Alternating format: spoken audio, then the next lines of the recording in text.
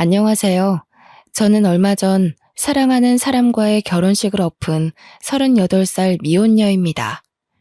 결혼 생활을 해보기도 전에 예비 시댁과 문제가 생겼고, 그걸 해결할 수 없어서 결국 연을 끊게 되었는데요. 구체적으로 따지자면 저와 시댁 문제라기보단 친정 엄마와 예비 시모의 대립 때문이었죠.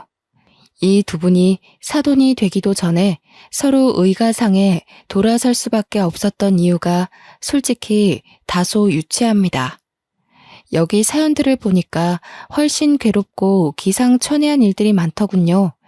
제 글이 상대적으로 별일 아닌 것처럼 보일지 모르겠던걸요. 그만큼 사소한 이유로 틀어지게 되었다는 건데요.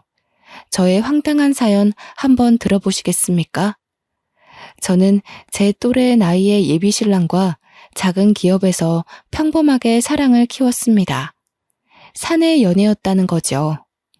태생부터 날씬했던 저와 달리 예비 신랑은 선천적으로 덩치가 있는 사람이었는데 동그란 덩치와 어울리게 상당히 순둥하고 귀여운 성격을 가지고 있었어요.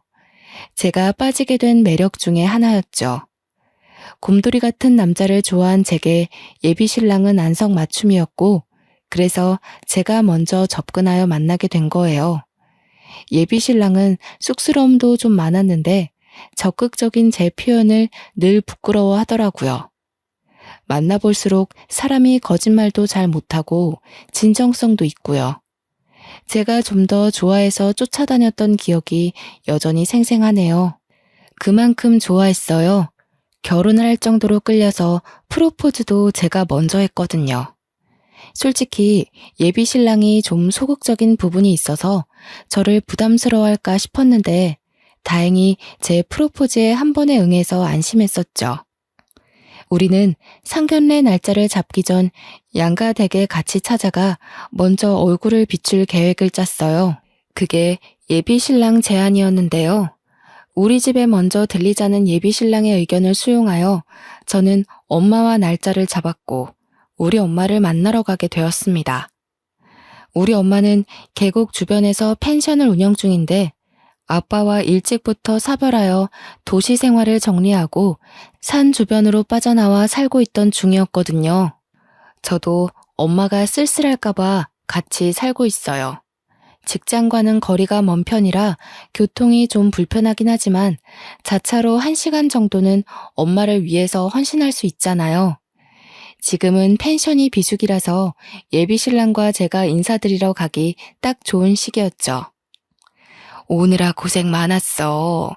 여기 길이 험해서 운전하는데 많이 힘들었지? 어여 앉아. 앉을 데가 마땅치 않네. 바닥에 좀 앉아도 되겠어? 엄마는 예비 신랑을 보고 첫인상부터 듬직하다며 아주 좋아해 주셨습니다. 예비 신랑도 엄마한테 잘 보이려고 원래 착한 성격을 더 착한 태도로 임하며 엄마 앞에서 바짝 긴장해 있었는데요. 그 모습이 얼마나 또 귀여웠는지 모릅니다. 엄마가 준비해주는 음식으로 간단한 식사를 하는데 예비 신랑은 가만히 있지를 못하고 계속 엄마를 돕더군요. 엄마가 가서 앉아 있어도 된다고 했는데도 엄마 뒤를 졸졸 따라다니면서 예쁜 짓을 알아서 잘도 했습니다. 저와 엄마가 보는 눈이 비슷했는지 엄마도 예비 신랑이 귀여워 죽는 겁니다. 안절부절하는 예비 신랑 모습에 엄마랑 둘이서 얼마나 배꼽 잡고 웃었는지 모릅니다. 그렇게 우리 엄마와 예비 신랑과의 첫 만남은 아주 좋았습니다. 예비 신랑도 엄마가 많이 웃어주니 좋은 사람 같다며 마음이 편했다고 하더군요. 예비 신랑이 예비 처가댁에 보여준 예의에 보답하고 싶어서 저도 예비 시댁을 뵙기 전 엄청 마음의 준비를 하였습니다. 잘 보여야 해서 머리부터 발끝까지 단정하게 풀세팅했고요. 남편에게 미리 시부모님의 정보를 따내 예상치 못한 일이 없도록 대비하려고 노력했죠. 그렇게 시댁을 방문하는 날이 되었을 때였습니다. 그동안 단련했던 마음가짐을 한 번 더 단단히 하며 예비 신랑을 따라 집 안으로 들어갔는데요. 예비 시댁 식구들을 보고 좀 놀랐던 건 다름 아닌 풍채였습니다. 예비 신랑한테 시부모님이 뭘 좋아하고 싫어하는지, 어떤 며느리 타입을 선호하시는지 이런 것만 물어봤지, 예비 시부모님 외관에 관해서는 전혀 생각도 못했거든요. 아마 매일 우리 엄마와 함께 지내다 보니 시댁도 우리 엄마 정도의 체격이라고만 생각했던 것 같아요. 일반 사람들 체격이 그러하니까요. 예비 신랑이 저보다 2배 정도 넓고 큰 사람인데 예비 시부뿐만 아니라 예비 시모까지도 예비 신랑과 비스무리한 체형이더군요. 풍채 때문인지 집이 넓은데도 상대적으로 좁고 사람이 더 거대해 보이는 느낌이 있었습니다. 솔직히 속으로는 그 덩치가 주는 압박감에 크게 당황했으나 저는 최대한 티를 내지 않고 밝게 인사를 드렸어요. 그랬더니 예비 시모가 인사는 받아주지도 않고 그저 소파에 앉은 채로만 저를 위아래로 훑고 있는 거 아니겠습니까? 예비 시부가 대신 제 인사를 받아주고 앉으라고 말해줘서 저는 제대로 예비 시모의 눈길을 피할 수 있었습니다. 아가씨는 우리 아들 어디가 좋아서 결혼하려는 거예요? 혹시 우리 아들이 둔해 보여서 부려먹을 생각으로 결혼하려는 건 아니죠? 저 착한 애 머슴처럼 옆에 끼고 살면서 결혼 생활 편하고 싶은 마음에 이 결혼하려는 거면 잘못 생각한 거라고 말해주고 싶네요. 아닙니다, 어머님. 저 대호 씨랑 결혼하는 거 그런 이유 아니에요. 솔직히 제가 더 좋아해서 남편한테 매달리는 실정이에요. 오해 없으셨으면 좋겠어요. 그건 결혼해봐야 알지. 입에 발린 말을 누가 못하겠어요? 그런데 아가씨 몸집으로 우리 대우 밥이나 차려줄 수 있을지 모르겠네요. 애 낳아서 키울 체력은 되려나? 어디 건강에 하자 있는 건 아니죠? 자, 그런 건 나중에 결혼해서 상의하면 될 일이고 애들 저녁 시간 맞춰서 왔는데 밥은 먹어야지. 식사 준비 다 해놨거든. 이쪽으로 오너라. 예비 시모는 제가 그냥 마음에 안 나봅니다. 끝까지 인사도 받아주지 않고 다짜고짜 하는 첫 대화가 저런 식이라 저는 또 당황할 수밖에 없었어요. 예비 신랑한테 왜 예비 시댁 성격을 묻는 걸 깜빡했는지 모르겠네요. 옆에서 예비 시부가 예비 시모를 말렸기에 망정이지 그 뒤로도 예비 시모는 몇 번이나 저를 못마땅해 하는 말들을 툭툭 던지더라고요. 제가 한마디 하면 수십 마디의 툴툴거림이 돌아오니 마음 놓고 애교를 부릴 수도 없고 잘 보이려고 연습한 갖가지 질문들도 대거 속으로 삼켜야 했죠. 좀 많이 가시방석이더군요. 그런데 웬만하면 제가 마음에 안 들어도 그걸 이렇게까지 티내야 하는 걸까요? 시댁 인사는 처음이라 잘 모르는데 다른 집도 인사 가면 시댁에서 이 정도로 솔직하게 티를 내는지가 궁금하더라고요. 보통은 그 상대가 자리를 비우거나 없으면 뒷담을 하지 않나 싶었어요. 어쨌든 그날의 식사 자리가 아주 힘들었다는 겁니다. 한 3시간 정도 있었던 것 같은데 기가 너무 빨린 채 집을 나왔어요. 그래도 다행인 건 예비 시모의 눈초리에도 제가 정말 많이 애써서 일부러 더 밝고 에너지 있게 그리고 예의 차려서 한결같이 행동했거든요. 그랬더니 예비 시모의 경계가 조금 풀린 게 느껴지더군요. 집을 나서기 전에 작별 인사를 하는데 예비 시모가 운전 조심하라고 인사를 해주길래 그제야 저는 긴장했던 마음이 씻은 듯 내려갔습니다. 본래 성격이 좀 퉁명스러운 편이신 것 같더라고요. 자기 아들의 배우자가 될 사람을 보는 거라서 저렇게 나를 세운 거라고 봐요. 예비 신랑은 그날 저를 집에 데려다 주면서 엄청 사과를 하더라고요. 식사하는 내내 눈치를 보더니 자기 엄마 성격을 말 못해준 게 미안해서 그랬나 봅니다. 그러면서 하는 말이 우리 엄마가 원래 뭐든 좀 부정적으로 생각해. 다 의심하고 불평하고 좀 그래. 미안해. 미리 말해줬어야 했는데. 당황스러웠지? 너무 상처받지는 말았으면 좋겠어. 엄마가 말을 예쁘게 못해서 그렇지. 계속 지내다 보면 자기한테도 시엄마로서 잘할 거야. 괜찮다니까 그러네. 이런 사람들 있으면 저런 사람들도 있는 거지. 나도 직장 생활 해봐서 알잖아. 그런 분들은 자기도 모르게 나오는 행동들이라서 다 이해해. 어머님도 본래 그런 분은 아니신 것 같던데. 우리 나올 때 인사 받아주는 거 못 봤어? 이런 식으로 차근차근 풀어가면 될 거야. 저와 예비 신랑은 끼리끼리 만난다는 말을 많이 들었는데요. 예비 신랑 인품이 순둥한 것처럼 저 또한 배려심 깊고 마음 따뜻하다는 칭찬 많이 들었어요. 이런 제 성품은 온전히 엄마로부터 물려받은 성격이라고 해도 과언이 아닌데 엄마가 늘상 입버릇처럼 제게 하던 말이기 때문에 이렇게 이해심 깊은 사람으로 자랄 수 있었던 거예요. 니네 아빠가 늘 하는 소리가 있는데 절대 사람을 겉모습 보고 판단하지 말라는 거야. 이런 사람이 있으면 저런 사람이 있고 이렇게 생긴 마음이 있으면 저렇게 생긴 마음도 있을 수 있는 거지. 내가 이해할 수 없는 사람이라고 해서 그 사람을 나쁘다고 할 수는 없어. 세상에서 제일 나쁜 사람이 어떤 사람인 줄 아니? 나의 소중한 것을 함부로 여기는 사람. 아빠라는 사람은 제가 너무 어릴 때 돌아가셔서 어떤 사람인지 잘 몰라요. 늘 엄마 입으로 들어서 아빠는 이런 사람이구나 하고 이미지를 상상했을 뿐이었죠. 제 생각이 맞다면 아마 아빠도 엄마처럼 좋은 사람이었을 거라고 봅니다. 양가 댁을 다녀오고 난 후 바로 다음 달 저희는 상견례를 잡기로 했습니다.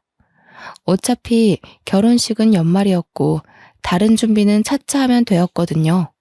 어른들께 인사드리는 건 최대한 빨리 하는 게 예의라고 보고 서로 날짜 되는 날을 찾다 보니 다음 달이 가장 빨랐죠.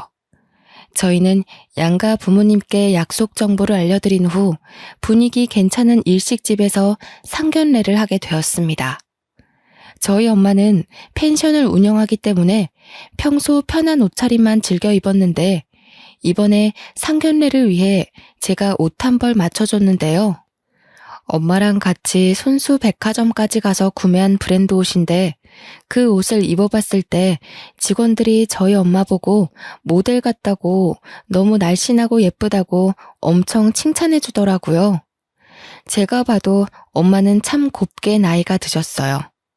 험한 펜션 일을 하는데도 피부가 고우시고 주름도 나이에 비해 적었거든요. 외가 쪽이 대부분 다 피지컬이 좋은데 이런 것도 유전인가 봐요. 저도 엄마를 닮아 옷에 좋다는 소리는 좀 듣고 살았답니다. 엄마는 오랜만에 걸쳐보는 예쁜 옷을 입고 좋아라 했어요. 아무리 편한 옷을 선호한다고 해도 엄마도 여자잖아요. 우리 여자들은 예쁜 옷 보면 설레는 희한한 DNA가 있지 않습니까? 비록 이 예쁜 옷을 한번 입고 말지 모르나 저와 직원들이 진심으로 칭찬하자 엄마는 기분 좋아서 그 옷을 골랐죠. 칭찬받는 걸 쑥스러워하는 엄마가 문득 소녀같이 예뻐서 저까지 기분이 좋았던 쇼핑이었습니다. 예비 시댁의 경우도 저희와 비슷한 형편으로 평범하게 산다고 들었는데요. 그날 상견례 자리에서 본 예비 시모의 모습을 아직도 잊을 수가 없어요. 단정하게 연분홍색 투피스를 입은 엄마와 달리 예비 시모의 차림새는 분에 넘치도록 엄청 화려했거든요.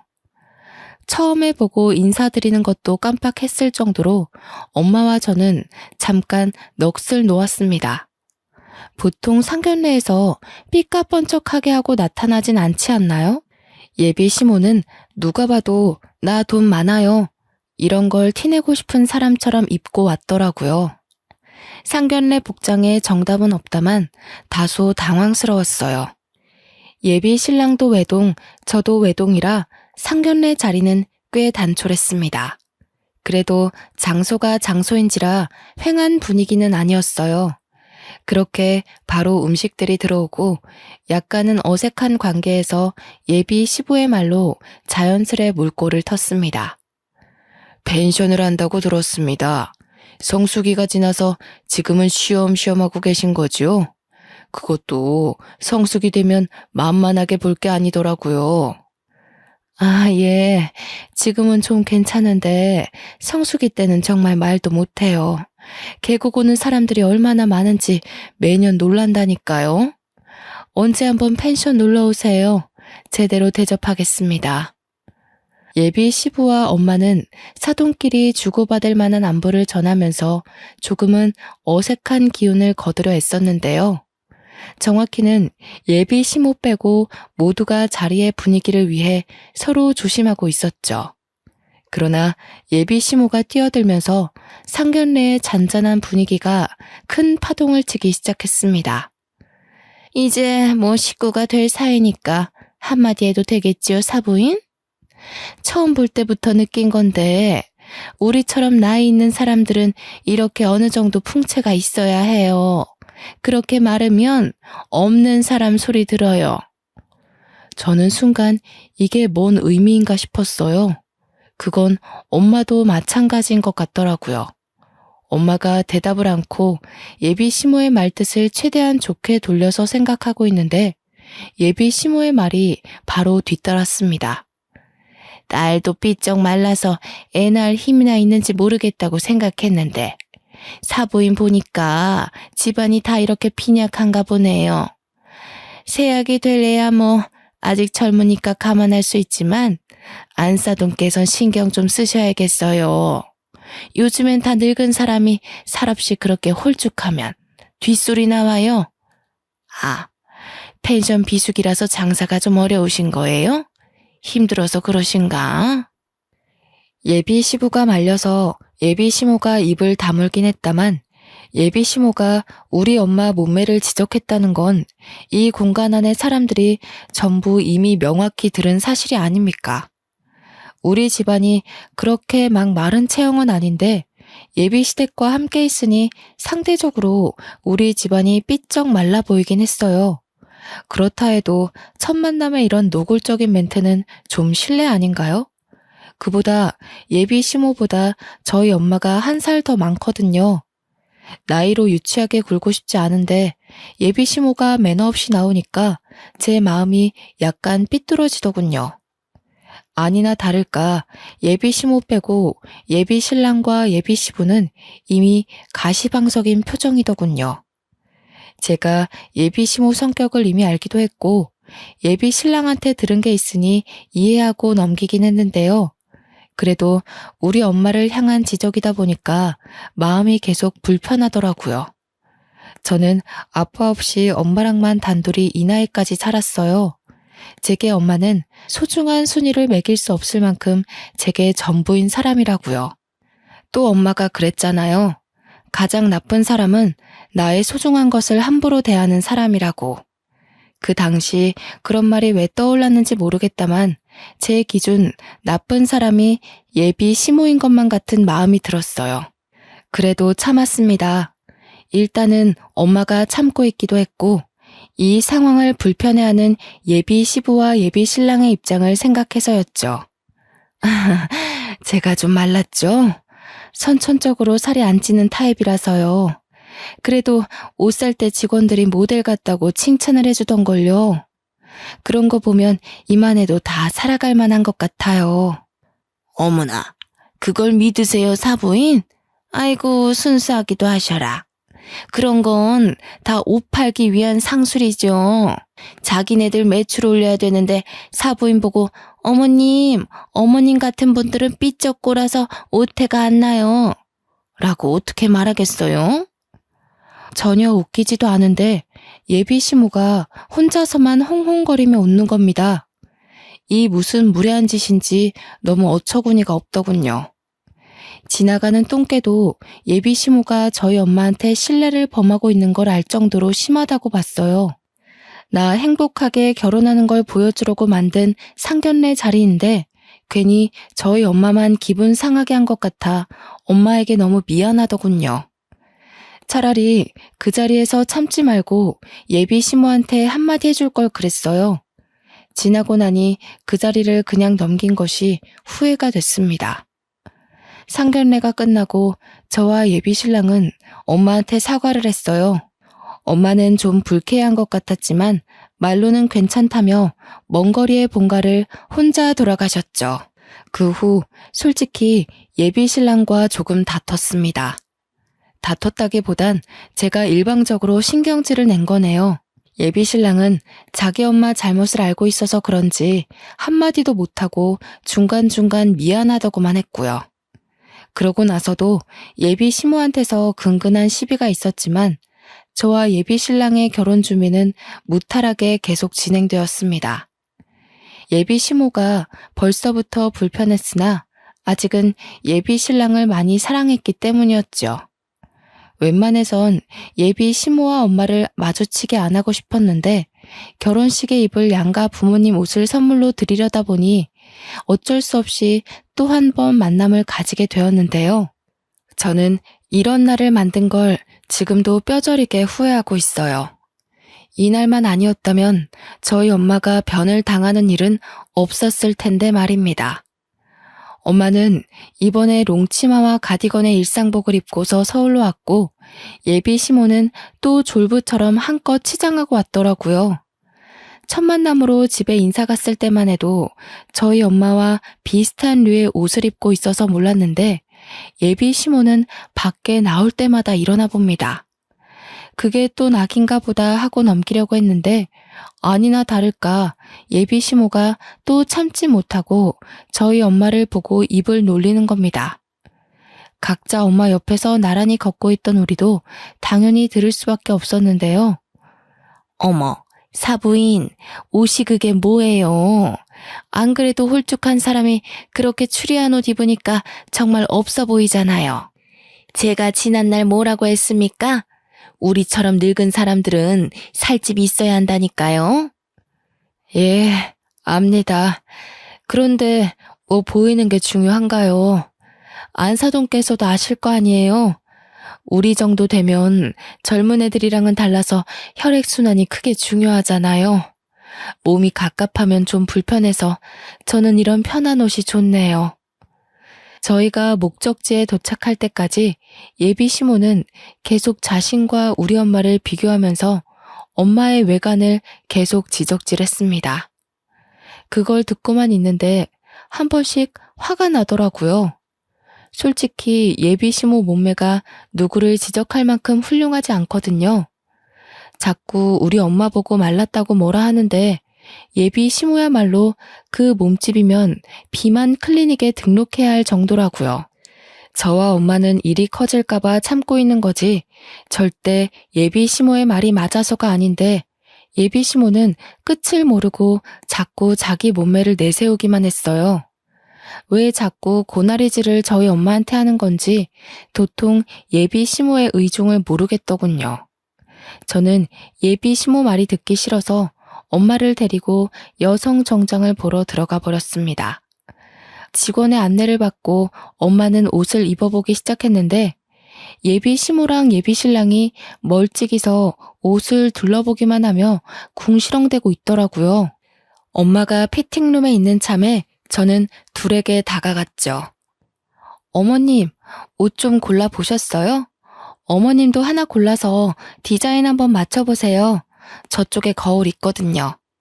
마음에 드시는 거 몇 개 골라주시면 저희가 봐드릴게요. 안 그래도 말할 참이었는데 요새 누가 이런 걸 입니? 촌스럽게. 이런 거 다 옛날식이야. 어쩜 이렇게 입고 싶은 스타일이 하나도 없을까? 보기 좋게 한복이나 한 벌 맞추면 될 걸 무슨 정장을 입는다고 유난인지 모르겠네. 너희 엄마는 정장이 좋다니? 한복을 입어야 삐쩍 마른 몸이 좀 가려질 텐데. 예비 시모야말로 한복으로 몸매를 가리고 싶었던 게 아닐까요? 입고 싶은 스타일이 없는 게 아니라 입을 수 있는 스타일이 없는 거 아닐까요? 저는 알고 있었어요. 예비 시모 사이즈를 맞추려면 어딜 가나 맞춤 정장을 해야 한다는 걸. 어쩔 수 없으니 그렇게 해줄 생각이었는데 예비 시모는 자꾸 다른 데 가보자고 하더라고요. 한복 매장 없냐면서요. 그래도 한 번 더 꼼꼼히 골라보라고 겨우 어르고 달래고 있었는데 마침 저희 엄마가 피팅룸에서 나왔더군요. 직원들이 먼저 보고 난리가 난 바람에 저희도 다 돌아보게 되었어요. 어머님, 완전 모델이세요. 비율 너무 좋으십니다. 어머님 나이에 이런 세련된 감각 소화하기 쉽지 않은데 어쩜 이렇게 오태가 좋으세요? 정장 계통에서 딱 원하는 비율이세요. 멀리 있는데도 저희 엄마를 향한 이런저런 칭찬이 자자하더군요. 저도 어디 가서 옷에 좋다고 칭찬은 들어봤는데 저런 식으로 직원들이 한꺼번에 모여 칭찬을 하는 경우는 처음 봤습니다. 저도 당황스러웠는데 같이 있던 예비 시모는 오죽했을까요? 당황스럽기만 했던 건 아닌 것 같더군요. 여기 직원들도 보는 눈이 영 저렴하네. 모델은 무슨 딱 봐도 상술이구만. 네 엄마 아직 멀었다 얘. 내가 그렇게 조언을 해주면 뭐하니? 저런 가벼운 상술에 또 좋다고 넘어가고 있는데. 그만 다른 데 가보자 아들. 그런데 예비 신랑도 하얀 정장 입고 있는 우리 엄마 보면서 깜짝 놀라느라 자기 엄마의 말을 못 들었던 겁니다. 저는 예비 신랑의 이런 솔직하고 순수한 면이 좋았거든요. 이런 성격이 가족이라고 예외는 아닌가 봅니다. 어머님 진짜 아름다우시다. 자기가 어머님 닮아서 날씬하고 예쁘구나. 나 저렇게 고운 분 처음 봤어. 옷이 날개라더니 어머님 같은 분이 걸치니까 완전 소녀 같네.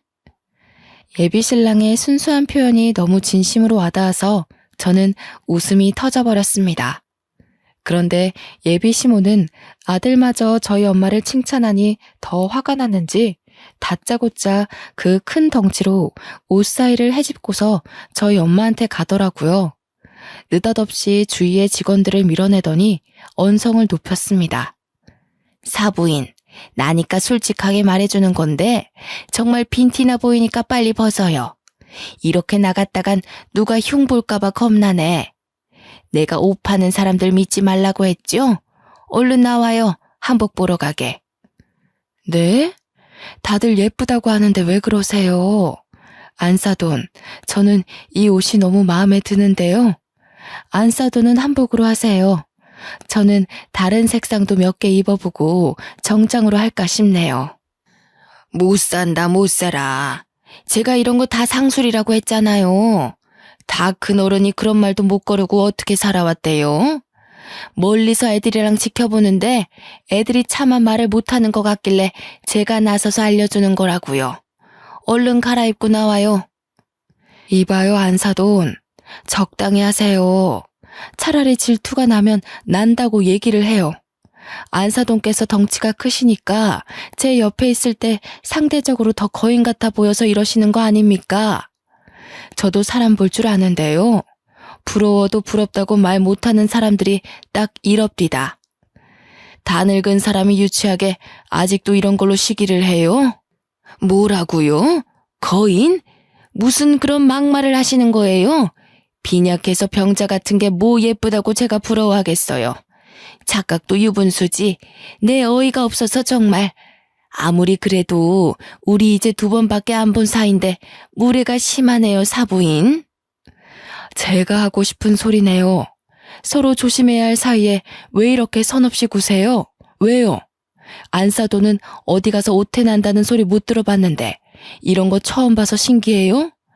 제발 저까지 유치해지게 만들지 마세요.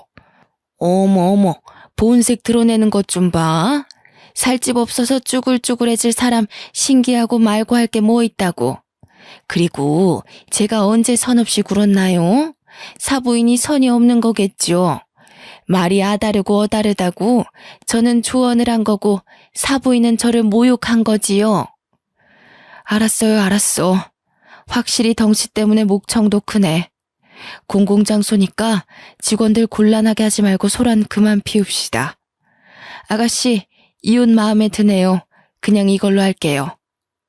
엄마가 예비 시모를 무시하며 직원에게로 말을 돌리는데 일이 거기서 멈췄다면 우리 결혼이 말아먹진 않았을까요? 예비 시모는 쪽팔렸던 건지 억울했던 건지 얼굴을 확 붉히면서 자기를 돌아선 엄마의 어깨를 밀어버렸습니다. 말 그대로 말라서 힘이 없던 저희 엄마는 그 큰 덩치가 주는 파워에 못 이겨 휘청하고 엉덩방아를 찢고 말았죠. 제가 봐도 너무 사정없이 넘어가 버린 모양새였죠. 너무 놀랐던 저는 급하게 쫓아갔고 뒤따라온 예비 신랑도 예비 시모를 말렸어요. 저희 엄마는 넘어진 부위가 아픈지 몇 번을 앓다가 얼굴이 빨개져서 이게 뭐 하는 짓이냐고 소리를 질렀는데요. 거기다 대고 예비 시모가 하는 말이 참 기가 막히더군요. 아이고, 꽃이네. 그렇게 말라깽이처럼 삐쩍 마르니까 중심도 제대로 못 잡고 넘어지는 거예요. 좀만 더 나이 먹으면 걸어 다닐 수는 있겠어요?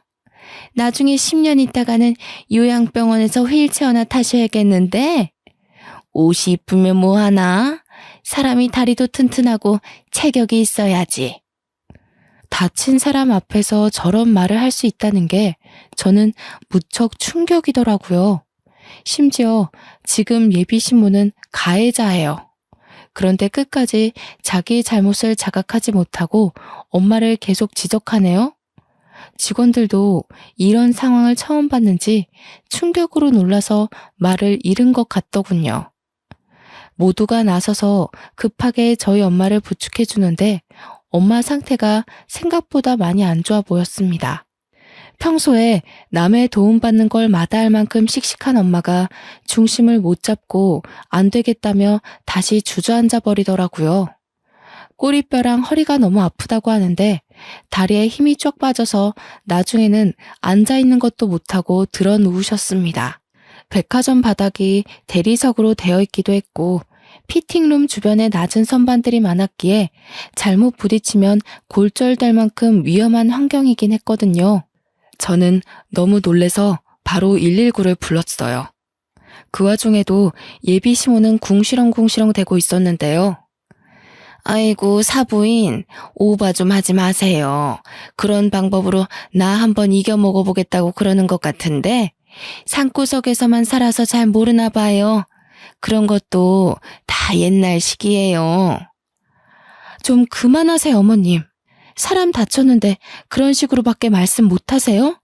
어머님 때문에 저희 엄마 다친 거잖아요. 어머님 덩치가 그렇게 사정없이 밀어버리면 세상 어느 사람이 안 다치겠어요? 도무지 참을 수 없어서 저 한마디 했거든요. 예비 시모가 제 버르장머리까지 논하면서 뒷목을 잡더군요.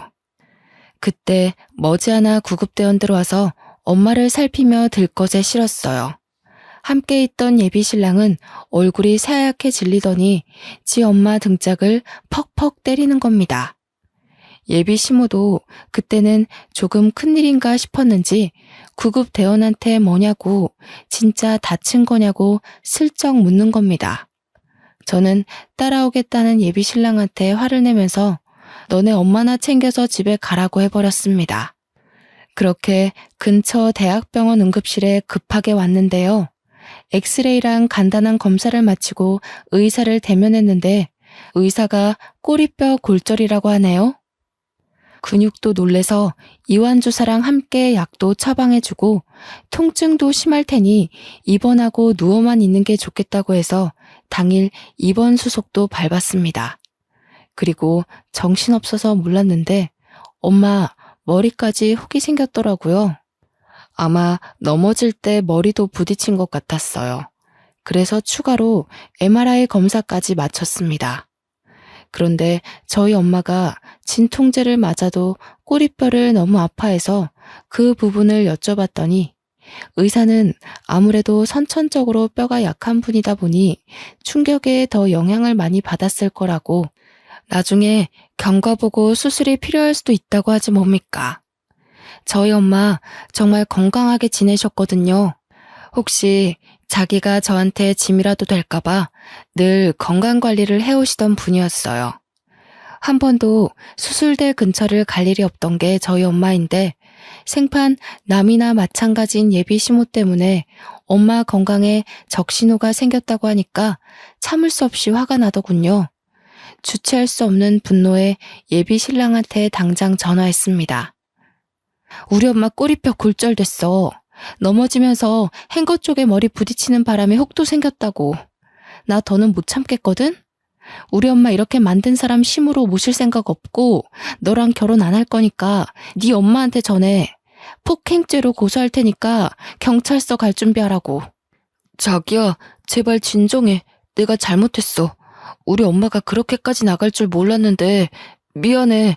내가 진작에 막았어야 하는데. 아니, 장모님이랑 뵙기 전에 내가 엄마한테 주의를 줬어야 하는 건데.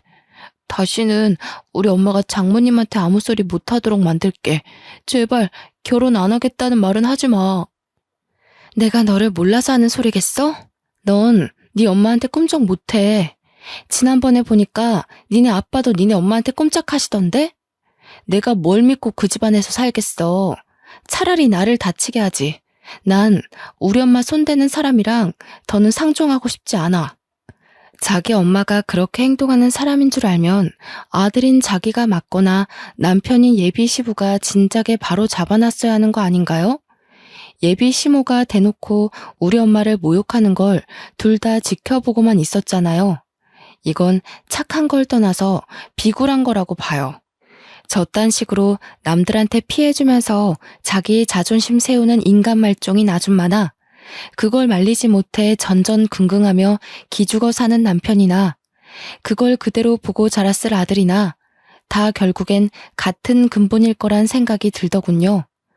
저도 저지만 저희 엄마를 저런 집안과 사돈 맺게 할 수 없었습니다. 저는 엄마한테 쉬고 있으라고 한 뒤 백화점에 찾아가서 아까 매장 CCTV 영상 좀 보여달라고 했어요. 마침 사각지대도 아니었고 백화점이라서 CCTV 구도가 다방면으로 잘 되어 있더라고요. 그 화면에는 예비 시모가 우리 엄마 어깨를 밀어버린 게 적나라하게 나와 있었고 저는 그대로 휴대폰으로 찍어서 경찰서에 신고해버렸습니다.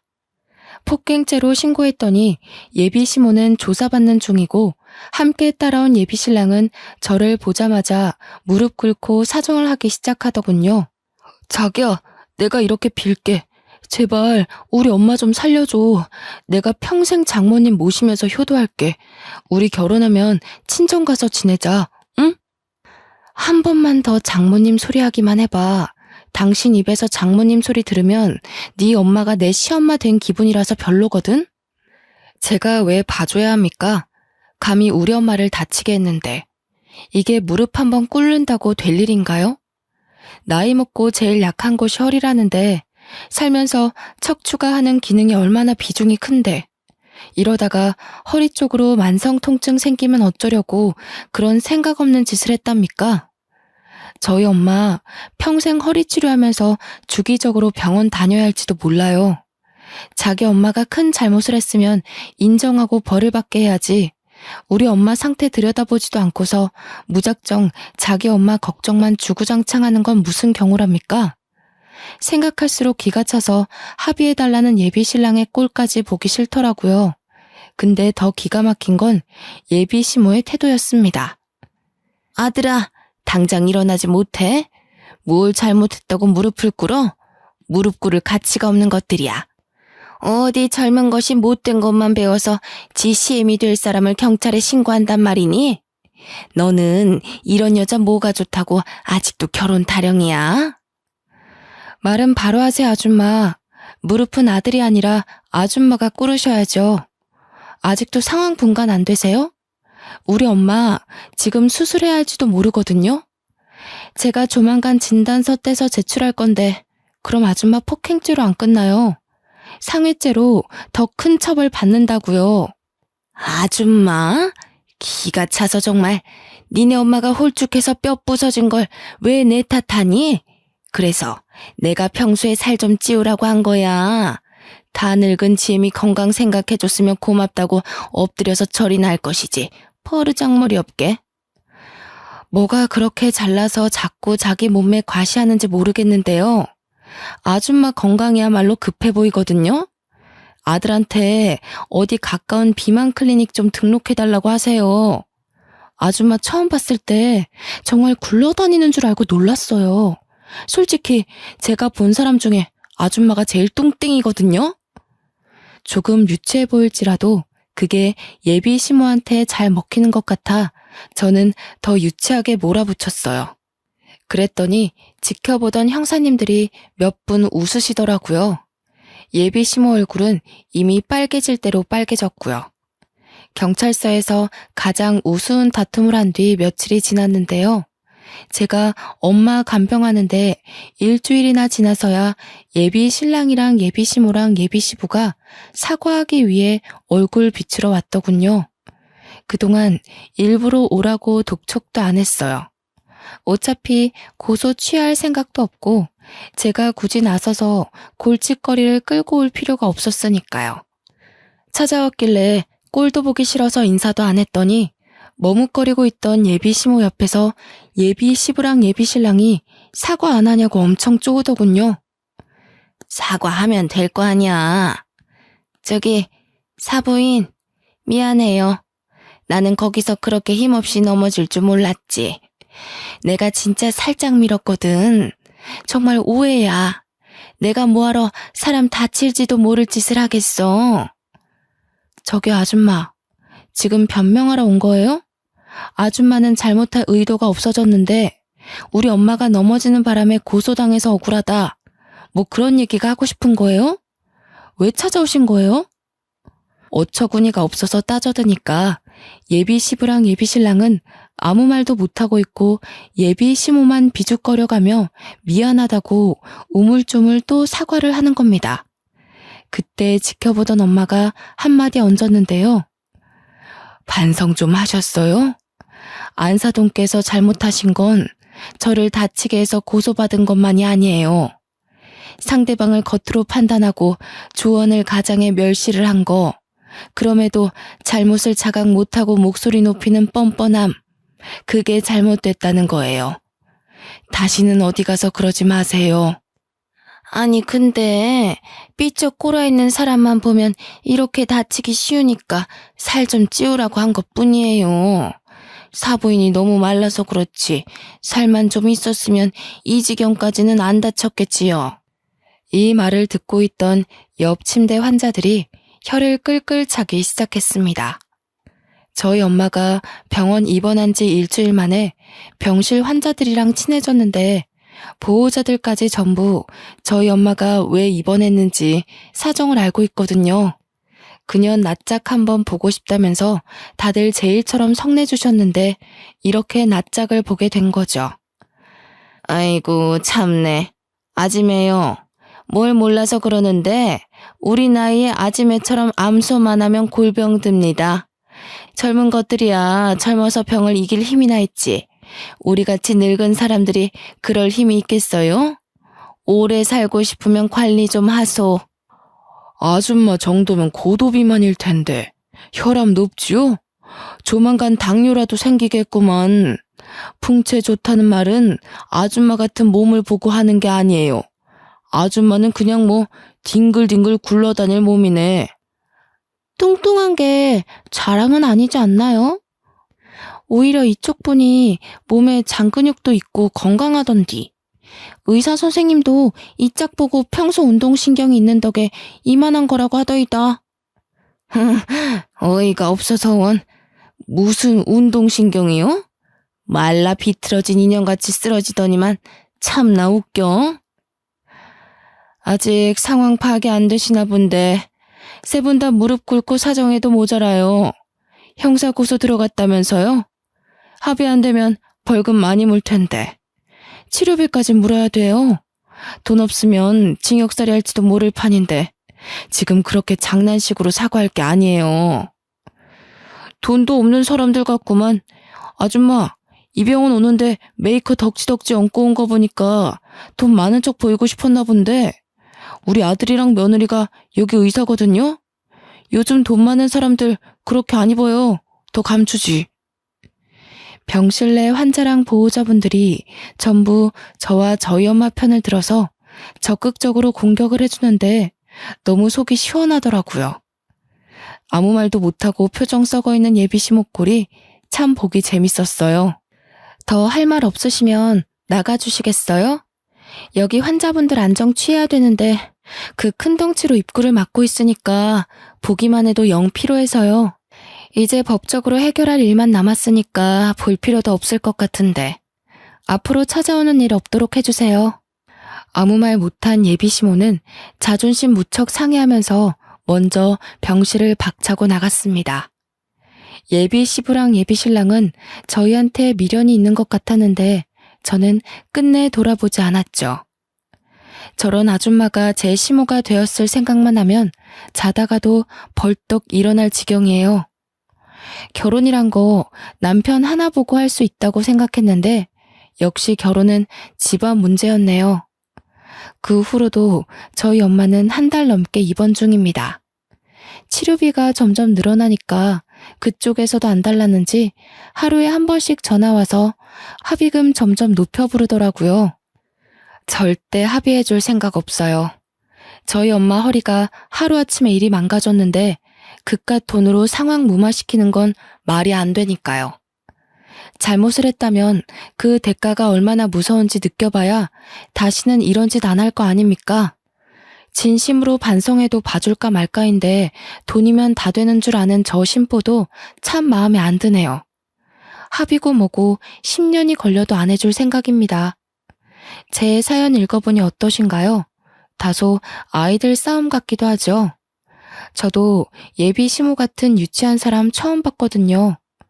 지나서 생각하니까 이젠 헛웃음이 나오네요. 만약 우리 엄마가 그런 사람이었다면 어디 얘기하기도 쪽팔렸을 거예요. 저주하는 건 아니지만 그 집이 어디와 사돈 맺는 일은 없었으면 좋겠어요. 상대 며느리 집 망할 일 있나? 현재는 엄마는 펜션을 잠시 접고 서울에 전세 하나 얻어서 저와 같이 살고 있습니다. 허리 때문에 무리한 일은 잠깐 쉬기로 했거든요. 엄마 허리가 최대한 나을 때까지 제가 잘 보필하며 지내고 있어요. 다들 사랑에 눈 멀어서 이상한 사람 걸을 수 있는 기회를 놓치는 그런 짓은 하지 마세요. 지금까지 제 사연 읽어주셔서 감사합니다.